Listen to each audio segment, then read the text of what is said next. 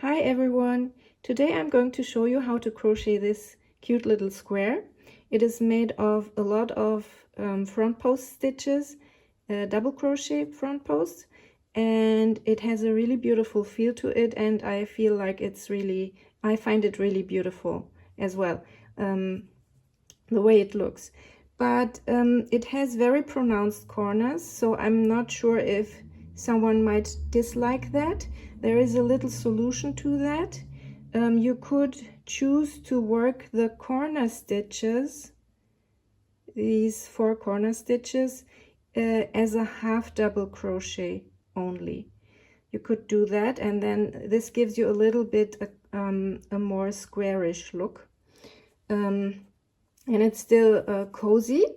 This is what I also love about these. These are really cozy. I mean, these are very small. You can go ahead and crochet more rounds. I have only 1, 2, 3 rounds, but you can crochet 4, 5, or 6.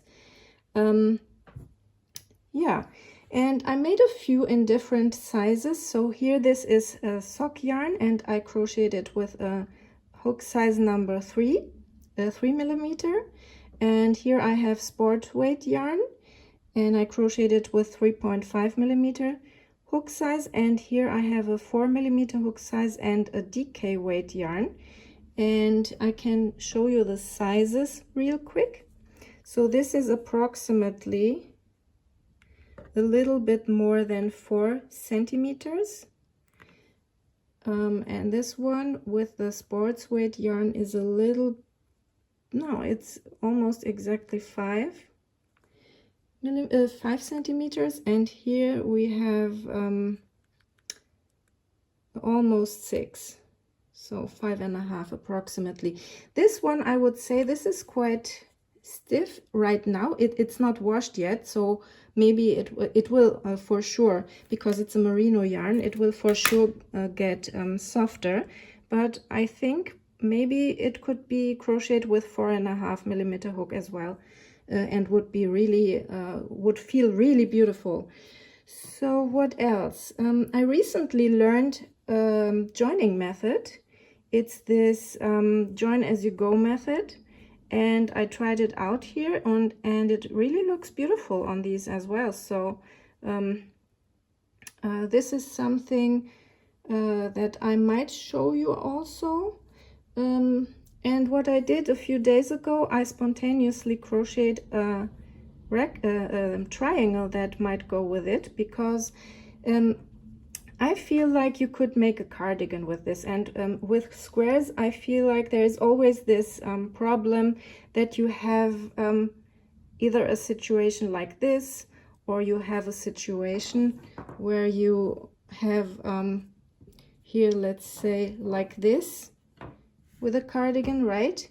Or you would do this, as I said, something like that for the neck, and it's always a 90 degrees angle, and that's why I decided to make a triangle, so that you can yeah, make it easier if you want to have a border around it. And there are a lot of possibilities also. If you just would like to make a blanket, there are still a lot of possibilities, but I'm going to show you this in a different video. Today we are focusing only on this little square. So I'm starting with a magic ring. You can also chain 4 or 5 and close it to a circle, and now I'm going to chain 3 for the first double crochet, and I'm going to place 2 more double crochets into the ring.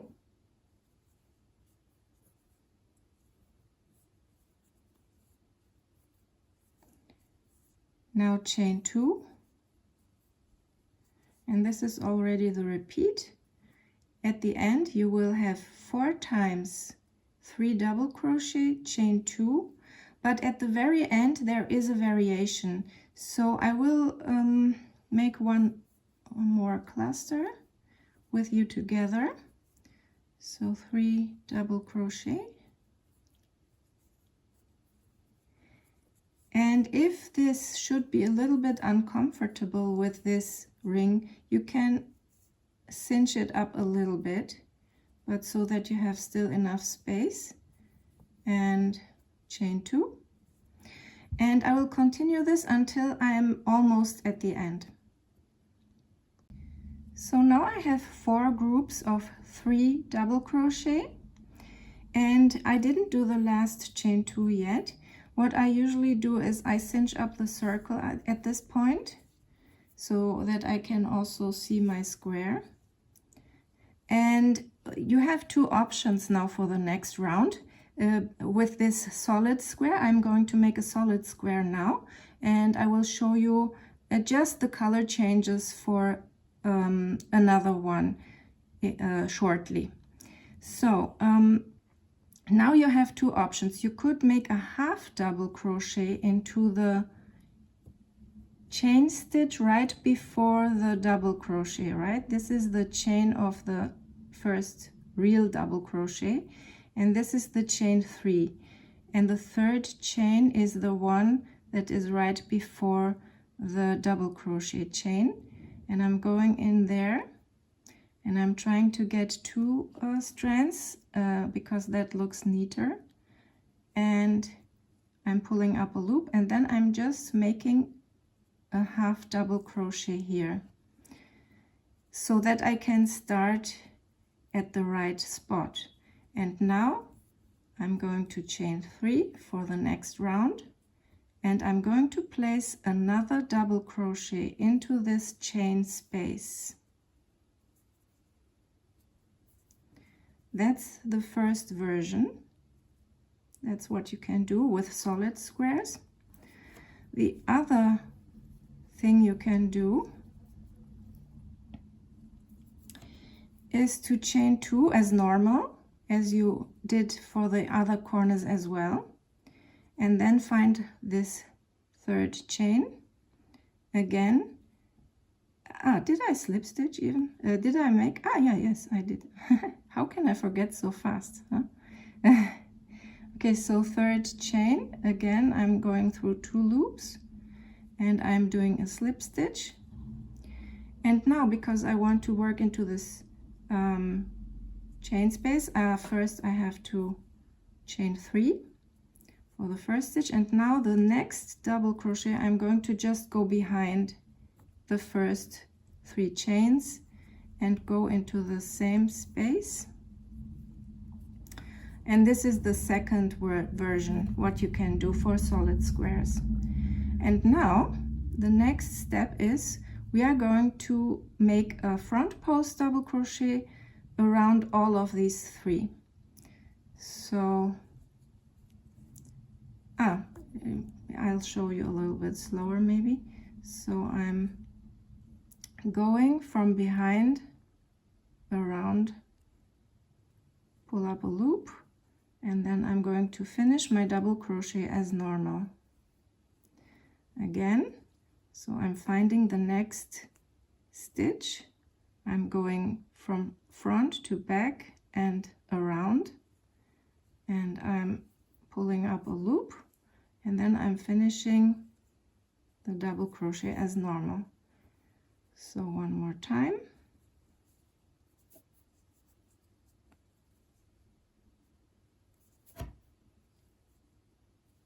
Okay, now in the next corner we will have 2 double crochet, 2 chains,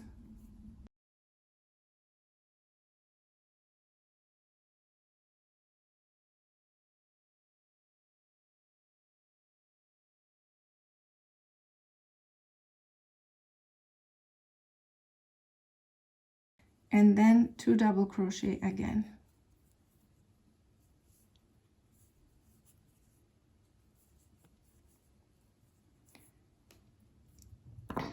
So in the end you will have, on each side you will have now 7 double crochet stitches. This means that it's increased by 4 stitches every round. So in the next round we are going to have 11 double crochet stitches. So Now after and the corner is always 2 double crochet, 2 chains and 2 double crochet. I'm going to continue until the very end, and then I will meet you for round 3. By the way, what I really love also about these front post stitches and these squares is that these front post stitches make the beginning of the round quite invisible, not completely, but quite. So this time I'm going to finish my round with a half double crochet, and again I will find the last chain stitch that is right before the first real stitch, and this is sometimes a little bit difficult. And now I'm going to just make a half double crochet. Now I'm chaining 3 again. It's the same thing as in the second round. So I have always, now I'm starting with 2 double crochets, and then I will place a front post stitch into every one of these 7 stitches. So I'm starting with the chain, and the post stitch makes it a little bit less visible. That's really something I really like. So you don't even have to do any tricks with standing double crochets or anything. And yeah, so it's the same again. Every stitch that you have will be have a front post, and then after that you will have again 2 double crochet, 2 chains and 2 double crochet into the corner. Unless, as I said in the beginning, you decide to have the corners a little bit less pronounced, then you can choose to work 2 half double crochet, 2 chain and 2 half double crochet. That's up to you. Okay, so I'm going to continue this, and I will meet you at the very end. So I'm done with this square. If you want to, you can continue in this manner if you want to. So in the next round you would have 4 more, which means you would have 15 stitches in total in the next round for each side. But I'm done now with 3 rounds, and now what I'm doing is most of the time in this case I'm just slip stitching as normal, but you could do an invisible join as well. But when I start to crochet them together with single crochet, sometimes it's easier for me to find the spot for some reason when I just slip stitch like normal. And it depends on the yarn also, and how good I did the invisible join. So sometimes it's easier for me to find this spot than what I did with the invisible join. So I'm just chaining 1, and then I'm cutting my yarn, and I forgot my scissors. Okay. So now I'm going to weave in the yarn tails real quick. Very often I'm using a sharp needle so that I can pierce stitches, but sometimes it's inconvenient because it gets tangled up so bad that I cannot really pull it through sometimes. So I'm going to look at the direction in which it goes naturally right now, and this is this direction. So I will weave it in this direction first.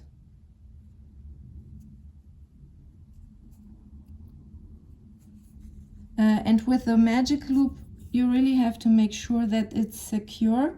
It hasn't happened to me, but I heard someone say that it got unraveled. So really go a little bit further to be sure that it's not gonna come out. So now we're going back into the other direction.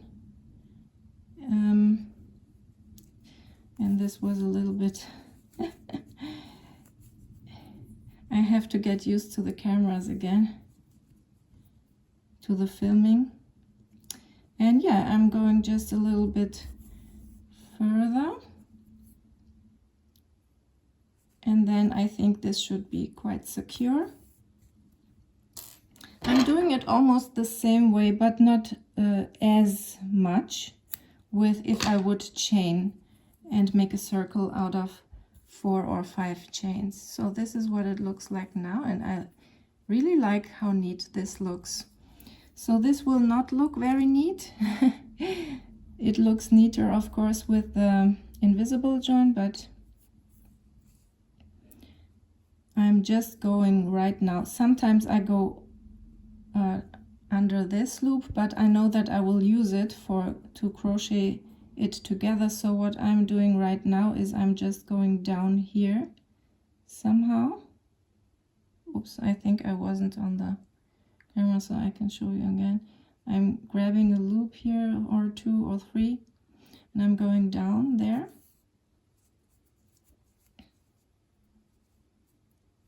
And now I'm just going to go under these stitches in this direction. And I'm going back. I come out here and I go back here.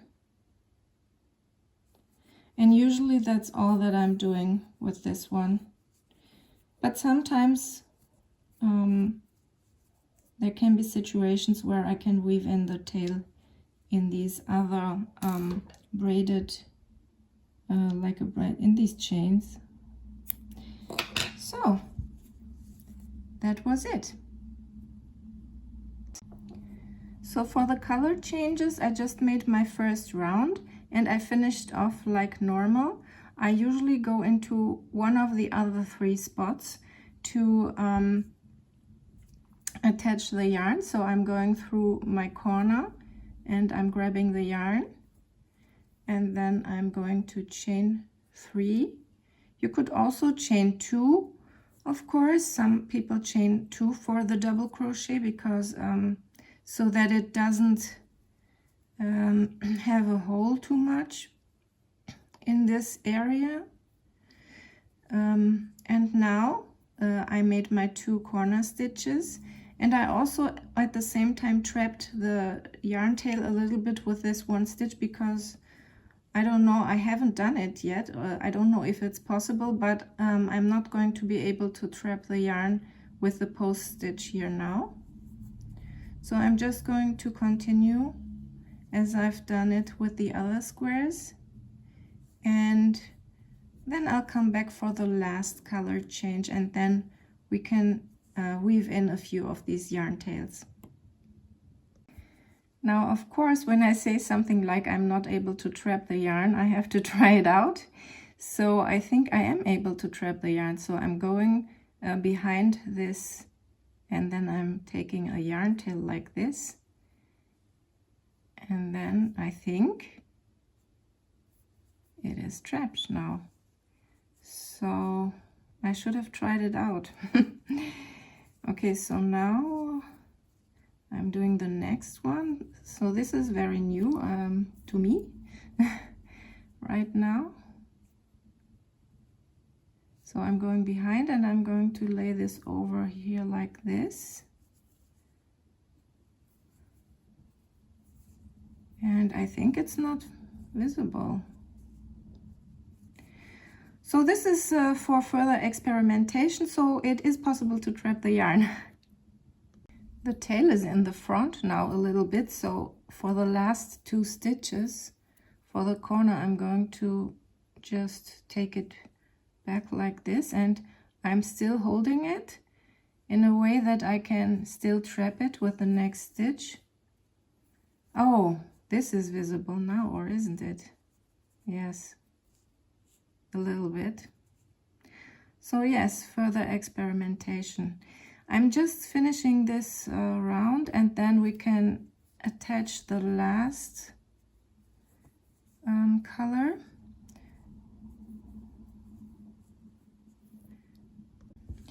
I'm again going to choose a different corner. By the way, it is quite visible in my opinion, so I will probably pull it out. Yeah, I'm choosing a different corner again, and I'm going to do the very same thing. I'm going to chain 3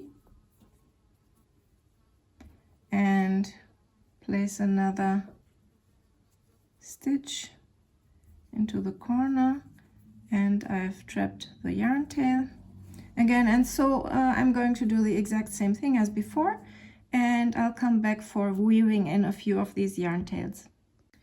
So now we have the situation I talked earlier about.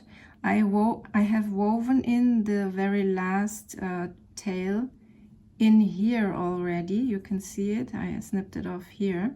I went back and forth, and so but I have the starting tail still attached, and I'm not going to be able to weave it in there unless I want it much too bulky. So my options are either down here or into the braid. This is the front anyway, so even though it will be visible with the braid there, I'm sometimes doing it like that. So let me figure out how I want to do it this time, and I'll be back. So I think I'm going to try to go down here. It's a little bit difficult on camera, but I will do my best.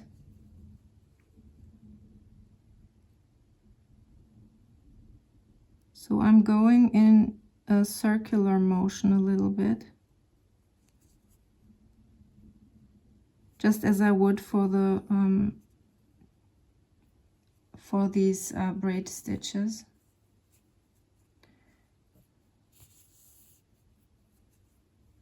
And it shouldn't be visible. And now I'm going to go back again here somehow.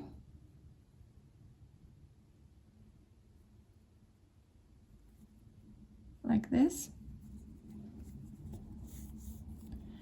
And this should be enough, I think. Let's do a second one. So here with this one, I'll go under these white loops, and now I'm going to do the rest of the yarn tail into the braid, or into the yeah, I don't know, the stitches that look like chains here, or the V's. Yes, that was what I was searching for. So, and then this is usually not how I'm doing it, but there weren't as many stitches, so I'm kind of winging it here. So I'm going back again, and this is enough already. I could go here again, but yeah, okay, let's do that. And now, so, and then there's only 2 left. Okay, so this is what it looks like. So that was it for this video. I hope you will enjoy making these squares. They take about 10 minutes to crochet, and they are a fast project. You can use up your scrap yarns, and yeah, they're just fun to make, and they really have a very beautiful feel to them. So thank you so much for watching. Until next time, bye.